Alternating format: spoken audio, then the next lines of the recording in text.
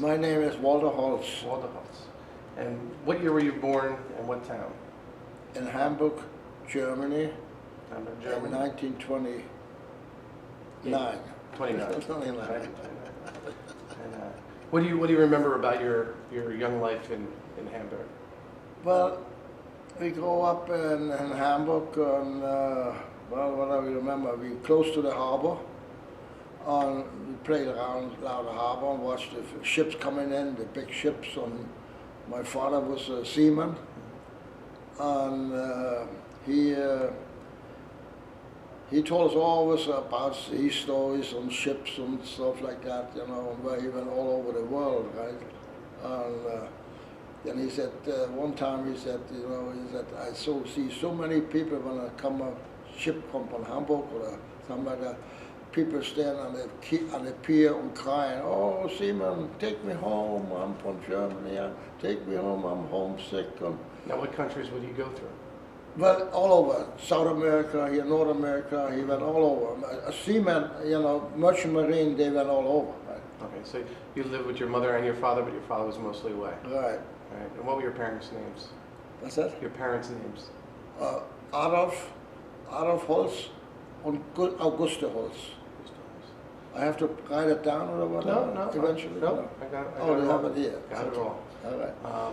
So if you were born in 29, right? So what was it like when I guess Hitler took power? Well, there was a choice between the communists and Hitler. The communists want to take over, and they drove through the streets here, you know, and they say, in German, they say that, wer hat uns verraten, die Sozialdemokraten, wer macht uns wieder frei, die kommunistische Partei, and we ran after them guys and wave, you know, and stuff. They throw candy down, stuff like that.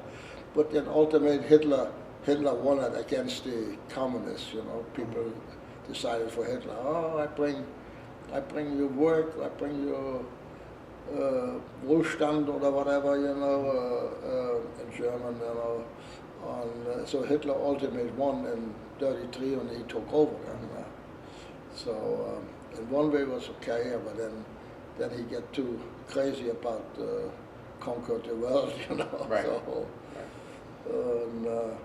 So it was a nice time as kids, you know. It was always something. And my father, later on, when he was too old to merchant marine, he worked in the harbor as a, what they call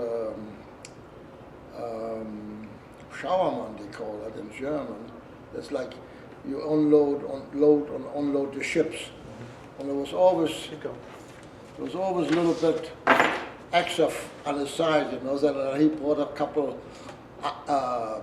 oranges home with a couple bananas, and we didn't have them in Germany, you know. How often was he home? How often was he home? Since he was traveling all the time. No. That was later when he was finished with the merchant marine. Okay. He worked, you know, was too old to go to sea.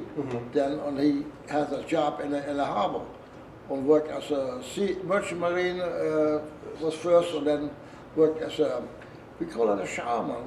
What is it? A shoreman. Shoreman. Shoreman. Right. Shoreman. So. Loading and unloading the ships and stuff, and like I said, he always brings something home, and sometimes nuts and stuff like that. Oh my God! And we were 5 kids home, you know.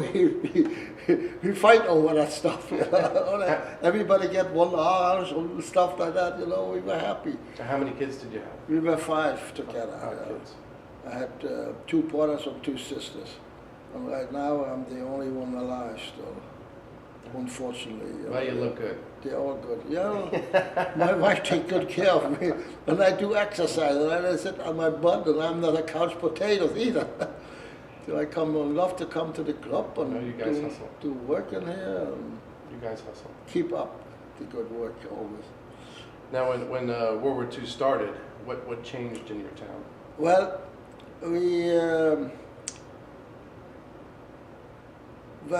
my father was called in as a policeman because all the younger guys, they went to the army, and the older guys, they used him as policeman. So he became a reservist policeman in Hamburg. So we were proud of him. Oh, police, my father's a policeman, you know, that was something, you know, already, you know. So we go up and then then they started bombing our cities. That was a really bad experience, you know. Every night they built big bunkers there in Hamburg and all that. We had to run to the bunker. When the alarm goes off at night, all at 10 o'clock, 11 o'clock, right out of bed, close on and then run to the bunkers, you know. And then sometimes they come to Hamburg and drop the bombs there, and then sometimes they come to Hamburg or they go to Berlin, the bombers, you know, the B-52. Right. And usually they would tell us the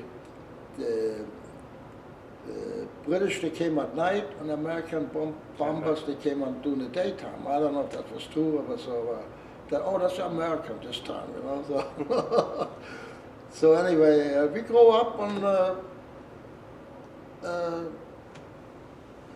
then the bad time came, the war came, you know, everything, it was rations. You had stamps, food stamps to buy a certain bread. Everybody gets so much butter on meat, and you know, in the family, you know, that was a really tough time.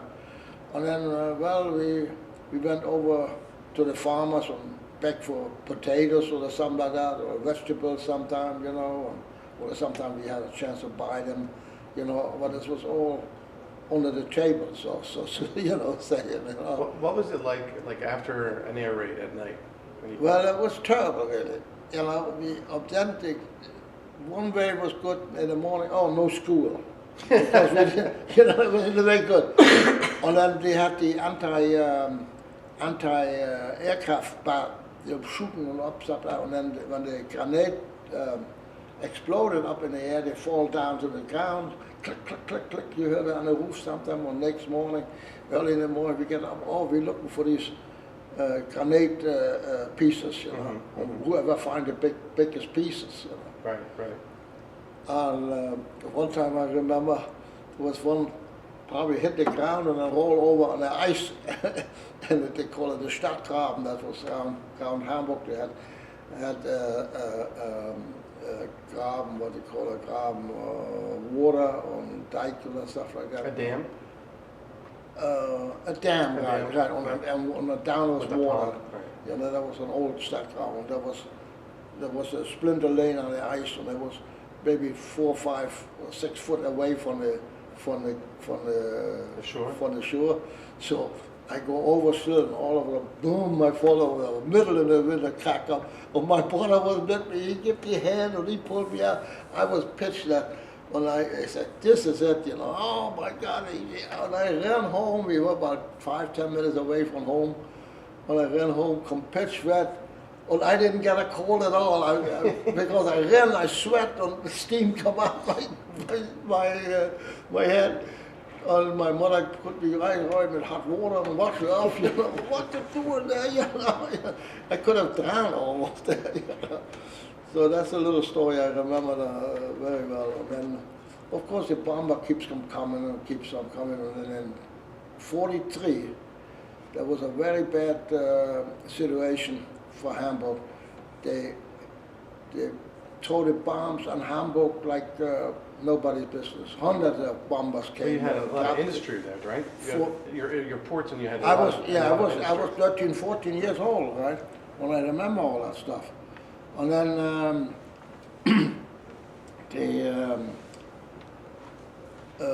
like I said, the bombers come and destroy half of the cities and stuff like that. And then the government said, oh, we have to move the kids out of the city.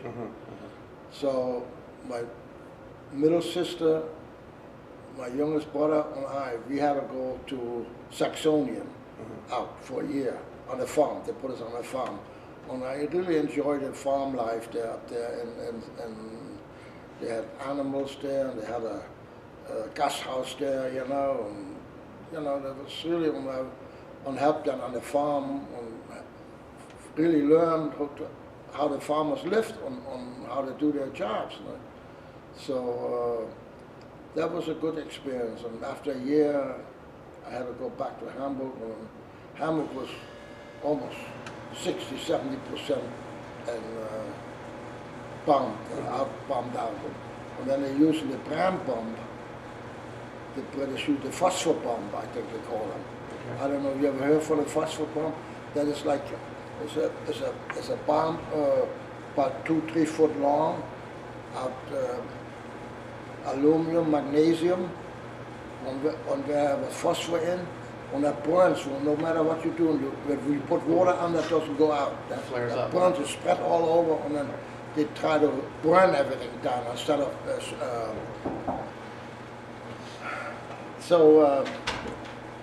Where we were? The bombs, you know, bombs. right. And then a little thing in the school, I was one of they call it a melder. You have to report on them, make sure you could not extinguish the brand bombs with sand, with water. You have to cover it with sand. So we had all over the school, upstairs in the NV hall, we had a big box with sand and a bucket there, and then, we learned how to do that in case it happened. It was a bad time, really. Now, where was your older brother? My older brother, well, he worked. He couldn't, he had a little problem, I forgot what they call it in English. A medical problem. Yeah, medical problems. So he wasn't able to. So he didn't qualify for the army. He stayed home. So everybody at the end of the war was good. We were all okay, right, after the end of the war, right. We made it through. And then, of course, we still had trouble with food and stuff like that. We go over and bought some food from the farmers, and sometimes even, we bake them and stuff like that, and then they feel sorry for you, and they give you a couple of potatoes and stuff like that, So we always came home with something. Now, when you were a little bit older, you got into the workforce. Well, then it comes to 1945. I was about 15 years old then, 15, 16 years old. They called me for Volkssturm, they call it. Mm-hmm. And we call ourselves Germany Last Hope. So you were the Hitler Youth. Hitler Youth, right. I was in the Hitler Youth, right? On top of it too. I really enjoyed that, going to the evenings. You sang songs, of course, on marching, on exercise, and then they had. Marching, They had. He's still marching. yeah. They had division there. You shoot small. What do you call it? 22s. Yeah, the small 22. Yeah. When I signed up for that, I loved that, and I made that to get a medal for that because I was a good shooter. So that was when the Hitler Youth, Then, like I said, we done in 45 to pretty close to the end. We're supposed to defend Hamburg, the Volkssturm, Right. And we went outside Hamburg. And we heard on the other side of the river, from the Elbe River, we heard already the battlefields, shooting guns and stuff like that. They're coming there. The British, up there in northern Germany, we had the British coming. We came closer and closer to Hamburg. Mm-hmm. And then, they bring us to Hamburg, back to Hamburg. The last train almost, right? That was about an hour ride with a train outside from Hamburg.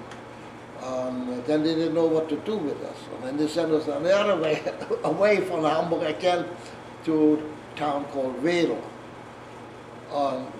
We hang out there, make a little exercise and this and that and stuff like that, so we were supposed to get ready for defending Hamburg. But we didn't have any guns. The whole company, we had about 3–4 guns, but then everybody got 1 or 2 shot to practice, that was really tough. Right.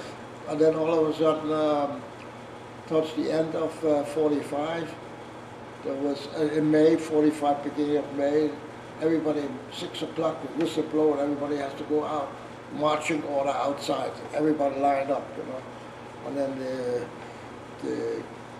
our leader came up there, that was from the Hitler Youth commander or whatever he was, inclusive with the army, they had army guys, trainers and stuff like that, you know. And they were more or less not able to go in front anymore, but still could do some duties, you know, with us and practice with us. And then also I forget my term now. We practiced with that one, and just like that morning we got up and they said, well, we're gonna march to the train station. That was about a 20 minutes, half an hour march, and then all of a sudden he hold a little speech. Well, Hamburg is declared as a free town by our governor there from Hamburg. That was the name, they call it Reichsstatthalter Karl Kaufmann was his name. You know? I'll never forget his name. Hamburg is a freie Stadt. If you have conscience and you want to still fighting, you have to go outside Hamburg. In Hamburg, no shooting or no killing anymore in Hamburg.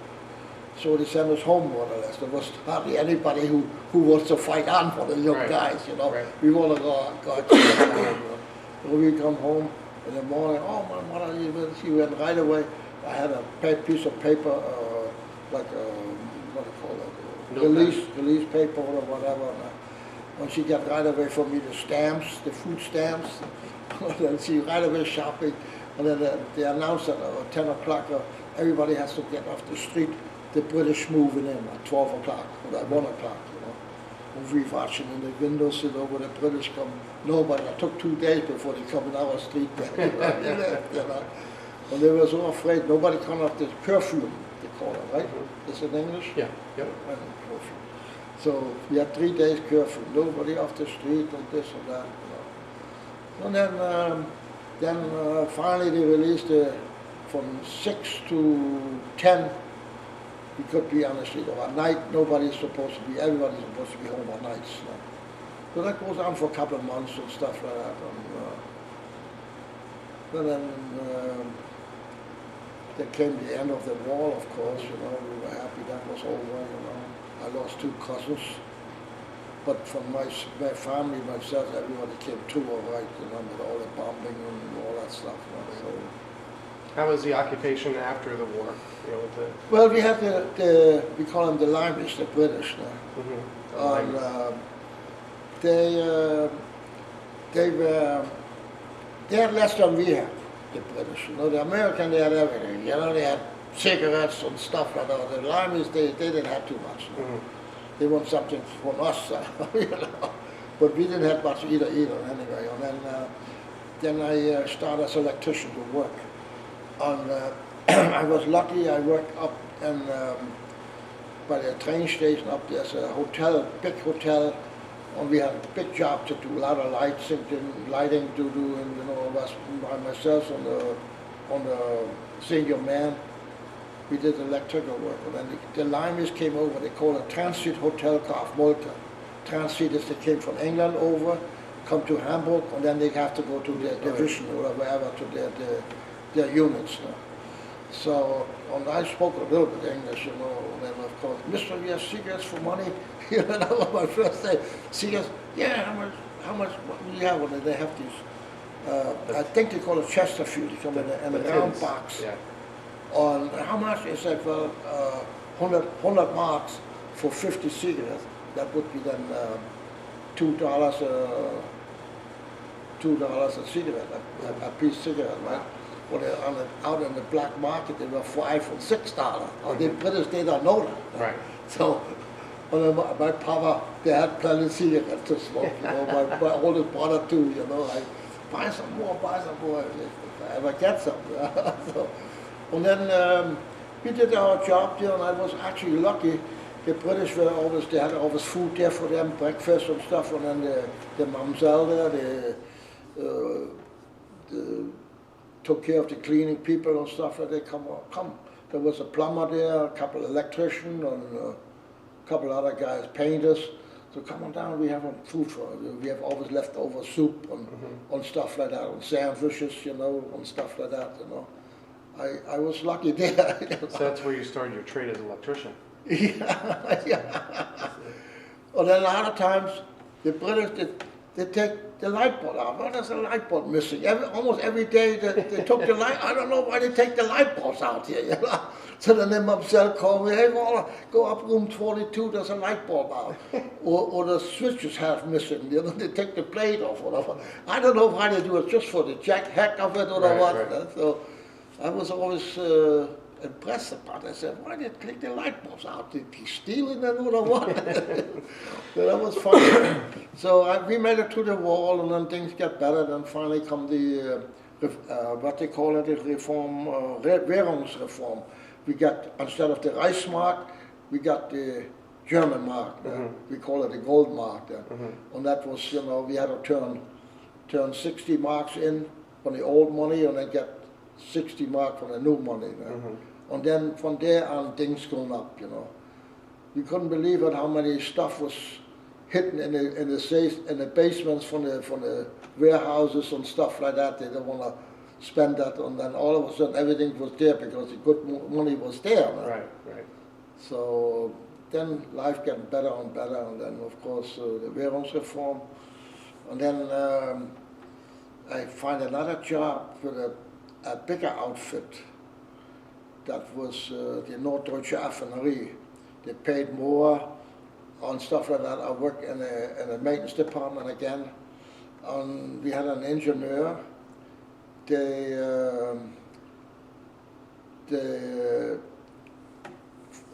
had invention for metal powder. I don't know if you ever heard of metal that disintegrate that powder. They make a liquid and then syndicate it with water, high water pressure, and make it as metal powder. They use it for different varieties, you know, and all that stuff.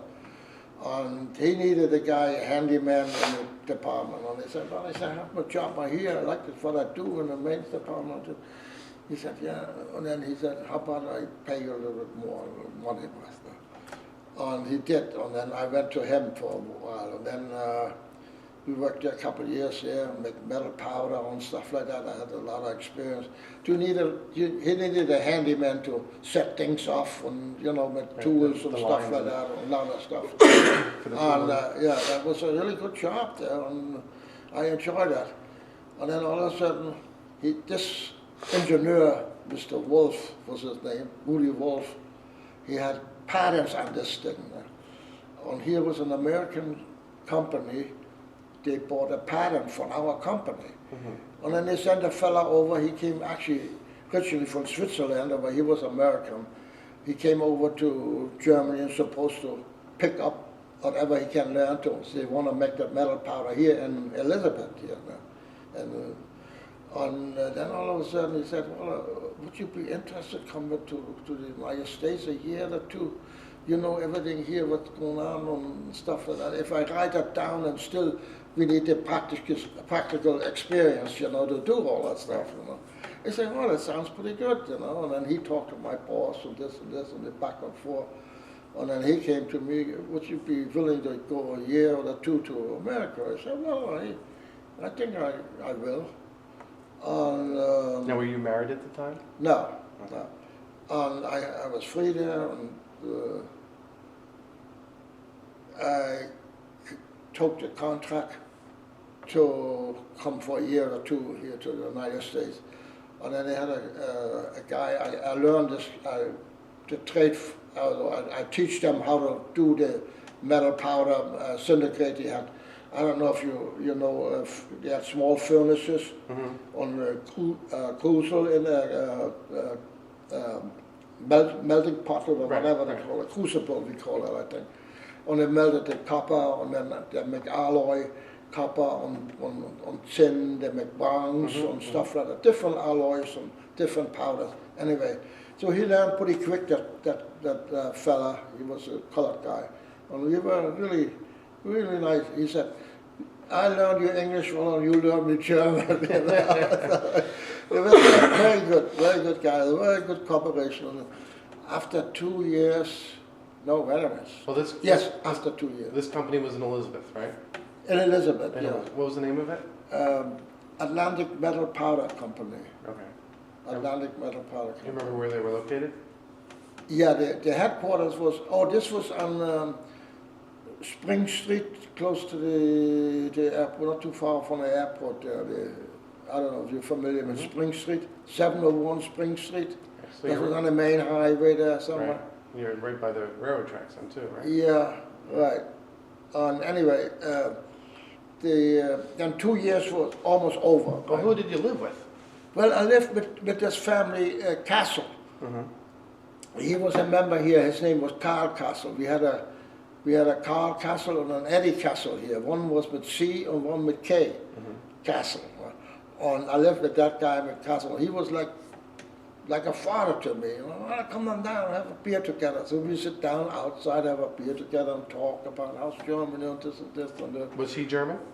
He was German He was born. Yeah, he was an immigrant too. He worked for the telephone company.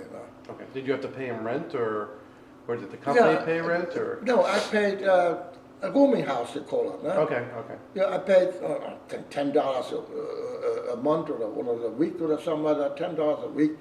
A nice, clean home. She was German too, very clean and everything, you know. And they invite you at night. Come on down and watch with us television.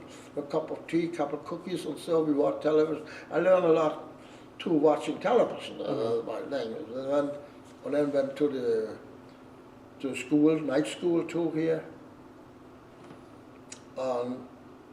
And then But you immigrated in '69, correct? 1969. That's when you immigrated. no, it's 61. 61. 61 I came 61. over, yeah. 61.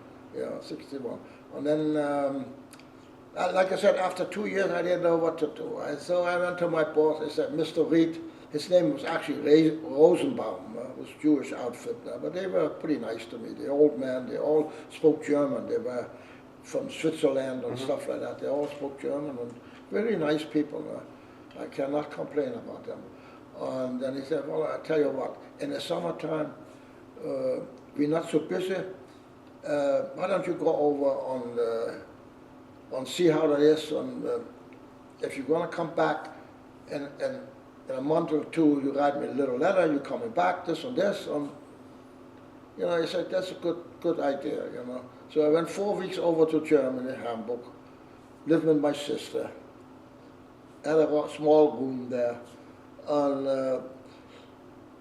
it was all, I didn't like it anymore. Right. You know, on the Saturday, you want to buy shopping or the clothes, it was closed.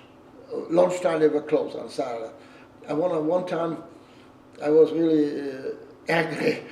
I want to get a haircut at 1 o'clock. The store was still open, the barber shop was still open. There was 3-4 guys sitting, like walking.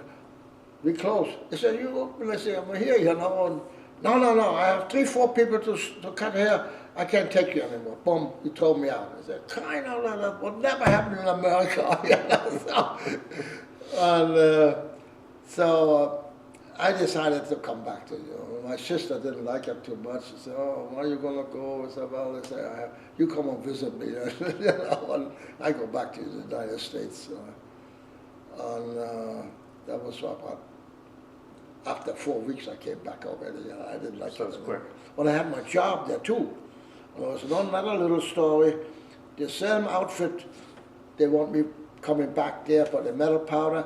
The boss said, oh, Mr. Holz. This is in Germany, right? That was in Germany, right. Mr. Holz, you come at the right time. We just have a big contract with, what do you call it, soap powder. Yeah, soap powder, right, detergent. Yeah. And we have a big contract with them, and we're going to make aluminum magnesium powder for them. I guess they use it in the that time they use it in the detergent and that. Yeah. So, I said, well, I said, sorry, Mr. Wolf. He said, I decided to go back to America. Well, I was afraid of that. He said, you know, because once you taste that little bit here, you know, you want to come back, you know. Right. And I had few friends on here to the club, and you know, and then you know the way out. Your English was already better, you know. You could get around. So I came back to the United States, you know.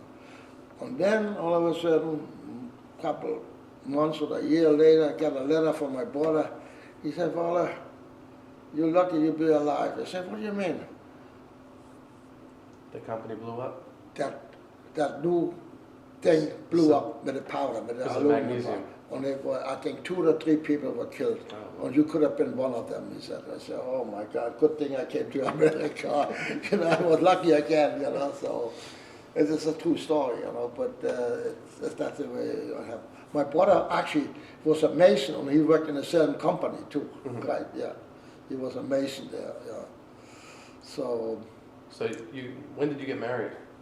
in 66. 66. And where was she from? She's from Bavarian, from, they call it Franconian. Franconian, I think they call it in English. And what was her maiden name? Franken. Franklin? Franken. Franken. Franken. That's it belongs to Bavaria. That's a part of Bavaria. That's near Würzburg and Schweinfurt, that area. You know. So I met her here and went to the club and the show. She belonged to the club?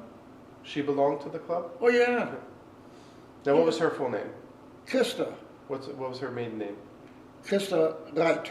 Right. Christa Reit. So how did you first find out about the club, the Deutscher Club? Well, I told you about this. My landlord, he said, I was here 2 weeks in the country, and he said, well, on Sunday afternoon, where are you going? Well, you have anything to do? Come on, we're going to the club. I said, what club? I said, yeah, there's a Deutscher Club. So he drove an old car, you know, he hit more the brake pedals than the gasoline. He was an older guy already, you know, he was ready to retire almost. So we come to the club here, and then I met a lot of guys. Well, you a new guy here? Oh, where you come from, Germany? Yeah. And everybody wants to know you. And I met a lot of people then. And I met Carl Castle. No, that Carl Castle was my landlord. Carl, what was his name? Carl Glasteller. He was another nice guy, and he worked for Schering. He said, well, don't work for these little outfit. Work for a bigger company, right? And they said, well, no, these little outfits, you don't get too much benefits and stuff like that, you know, where I worked at that time for metal powder company. Well, they treat me pretty good. I mean, I did all right. We did almost work every Saturday, overtime and stuff like that, you know. And then this Carl, he said, well, I try to get you in sharing. There's a good job, good outfit. We have profit sharing there, good benefits and stuff like that. So I put an application in for that. And just before he retired, they called me in on, he said, well, that looks good for you. I talked to your boss, the maintenance guy, the boss, and it looks good. They need a guy like you know. So sign up. And right away, the manager or the personnel manager said, well, when can you start? That was around Thanksgiving. Right? He said, well, they say I have to give at least my employee 2 weeks notice, you know, I cannot run away like that. That's my man, you know, and he gave me a hand and shake it. That's my man, I like that fella, you know. So I was right in it. But then what year was that? That was in 60, let me get it right, 64. I was 2 years with them, 62, 63. 64, yeah, I was 2 years with them. No, I'm sorry, you know, that was in 66, and 66. And is that where you're retired from? What's that? Is that where you retired from? Yeah, right. And then I worked 31 years with Schering. I got the job, and I really love it, you know, and had good benefits there too. And I wish Schering was still there, but Schering, Merck took over now, and you know, it's not the same anymore. But did you have children? Did you have children? I have 3 children. Yeah. My oldest one is in New York. He worked for first Merrill Lynch, and now is at American Bank. So they joined together. He lives in New York, make good money. And now he's going skiing. Nice, Yeah. nice. No kids. You go right here in the parking lot. Yeah, I know. I tell him when he come back. You know. He had to leave a day early because of the storm last week. So they went out west there. And then he wants to go to Japan. He said, "You guys have a maid, you know." He said, "I wish I could." To skiing in Japan. Nice. He said, "Not enough snow here." Yeah, It's up different. there, and it's different, you know. And then they want to see one of the old city up there where the Olympics were a few years ago, Sarajevo or something like that was up there. So they haven't made these guys, you know. So, well, my daughter's married. She lives down in Bucks County, Pennsylvania, right over the river. I don't know if you're familiar with Very that nice area. area. Yeah. And she works here in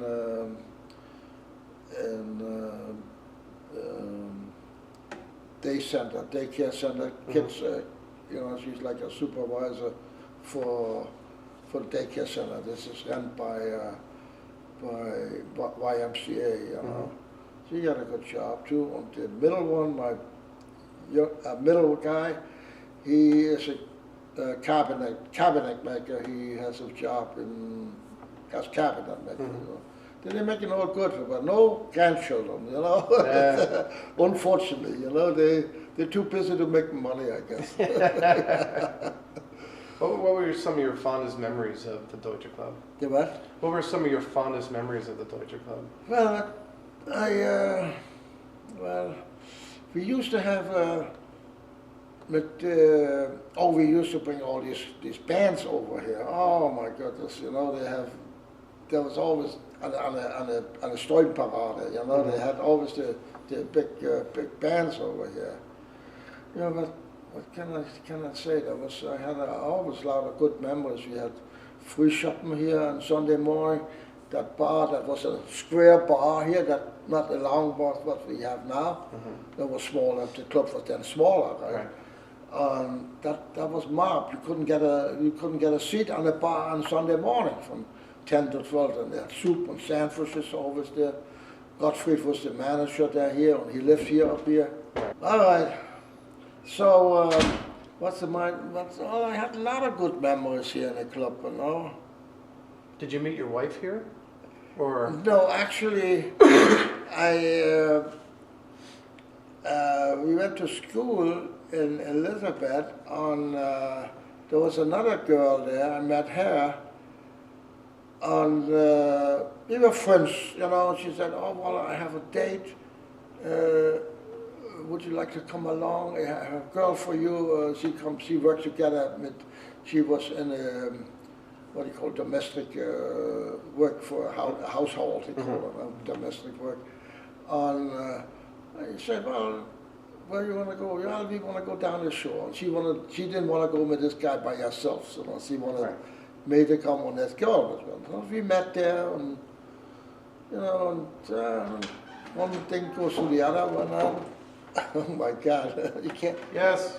Oh, I'm sorry. No, you're not. Well, what's his name? Mine came in and said I could come in, but maybe you're not ready. Can you, like 5 minutes on it? I'm sorry. You know, it takes so long. Interrupt business. Yeah, I know. Ay, Dios mío. Yeah. So you went down the shore. We went down the shore, and then I kept contact. She had my phone number, I had her phone number. I called her up, you know, and she worked in West Orange there. And I met her on weekends. We went by ourselves, had a little car. And was she already a member here or no? No, she was not a member at that time. No. And what year did you become a member? Oh, you got me. Actually, you just celebrated 50 years, right? So you just celebrated 50 years last year, right? Yeah. So that was September. No, it was already So 2 years ago, 65? 3 years ago, 62. 50. Yeah. 63, right? Yes. So 1963. So 2 years after you immigrated. 62 I became member here. 62 62 till That's fine. 2012. 2012. 2012. That was the year. Okay. That's 50 years. Wow. I thought it was just. Time is Time is flying. flying by. Yeah. Yeah. So anyway, we met here, and then later we got married, and kids and stuff like that. In the beginning, she was no member here, and then he said, you know, on that time was membership 10 years. We had a fella here, his name was Fred Savati. He was a membership secretary. He said, oh, on my landlord, he said, oh, save the $10 for us, save the $10. You don't have to be, you come with me or they let you in here, tell them Carl sent you, you know. Right. So, and that worked for a while, but I said, no, I said, Carl, I said, I want to come here, pay the $10.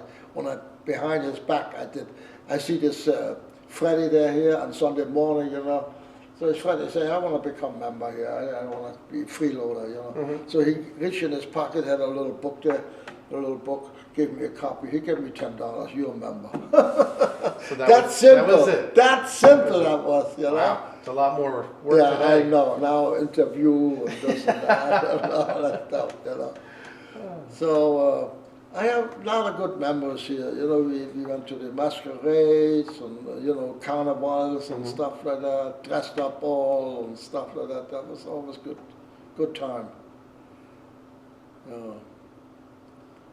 So I really, I have to say I'm in love with the club. You know, it's a nice place to come, and there's, of course, sometimes you have a couple of knuckleheads here once in a while. You know, you know, I don't want to mention no names here.